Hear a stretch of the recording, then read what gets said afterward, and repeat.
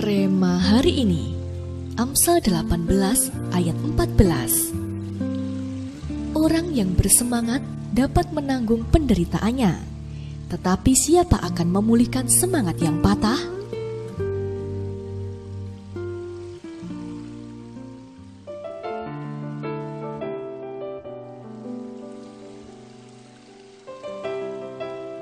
Daud lahir dan dibesarkan di tengah-tengah keluarga yang menolak kehadirannya. Sementara kakak-kakaknya belajar banyak ilmu pengetahuan, ia harus menjaga 2-3 ekor kambing domba.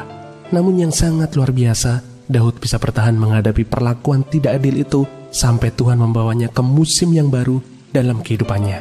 Ya, tangan Tuhan membawanya masuk ke istana raja dan memberinya kemenangan melawan Goliat. Saat itu mungkin Daud berpikir nasibnya akan berubah. Tetapi kenyataannya, hari-hari baik di istana raja hanya berjalan sebentar saja. Daud kembali mengalami masa-masa sukar karena Raja Saul iri hati kepadanya dan berniat membunuhnya. Berkali-kali Daud hampir tertangkap, tetapi Tuhan selalu meluputkannya. Daud mendapatkan janji Tuhan bahwa ia akan menjadi raja, tetapi kenyataannya ia terus ada dalam bahaya. Sampai di satu titik musim yang baik kembali datang. Daud benar-benar menjadi raja atas seluruh Israel dan kerajaannya diberkati Tuhan. Lalu, apakah keadaannya terus-menerus baik?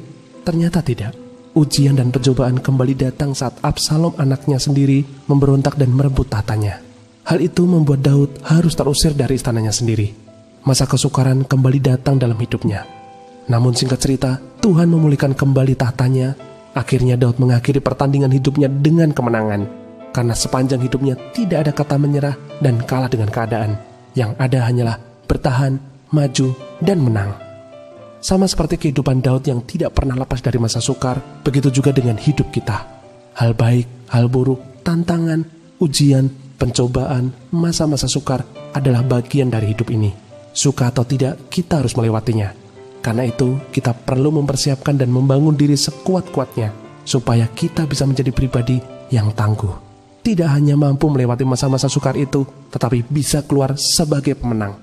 Karena begitulah seharusnya mentalitas yang kita miliki sebagai anak Tuhan. Haleluya.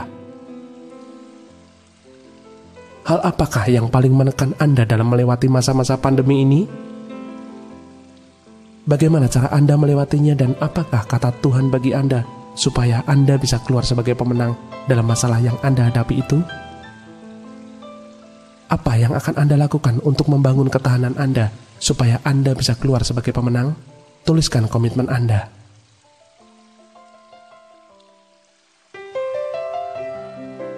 Bapa, kami bangga karena Engkau adalah Allah yang setia. Tidak hanya Engkau menyertai kami di masa-masa yang baik, tetapi terlebih lagi Engkau sangat setia menyertai kami di masa-masa sukar ini. Kami tahu Engkau tidak pernah membiarkan kami berjuang sendiri. Engkau ada untuk kami dan siap melatih kami menjadi lebih tangguh dan mampu melewati masa-masa sukar kami sebagai pemenangnya. Kami tidak akan menyerah ya Tuhan, karena kekuatan-Mu ada bersama kami. Di dalam nama Tuhan Yesus kami berdoa. Amin. Suka tak suka, masa sukar adalah bagian dari kehidupan. Kita perlu mempersiapkan diri agar kita bisa tangguh menghadapinya.